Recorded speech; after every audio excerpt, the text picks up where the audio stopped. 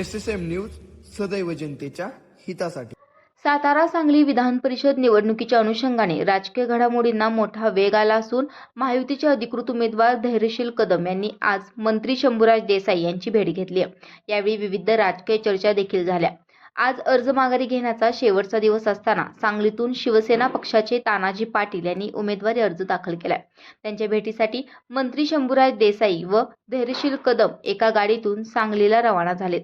आता हे पाहणं महत्त्वाचं ठरणार आहे की मंत्री शंभूराज देसाई व धैर्यशील कदम हे तानाजी पाटलांची कशी मनधरणी करणार। शंभूराज देसाई म्हणाले, एकनाथ शिंदे यांनी असं देखील सांगितलं आहे की आपल्याला महायुती म्हणून एकत्र काम करायचं आहे।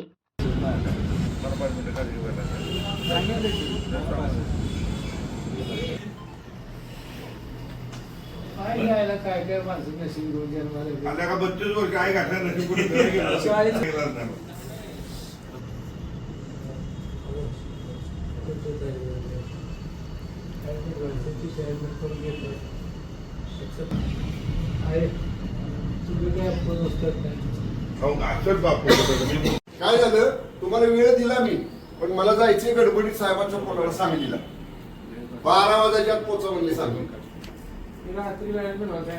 जावा ना तुम्ही मग नारायणीने पण लावू त्याला काय म्हणतात हे नाही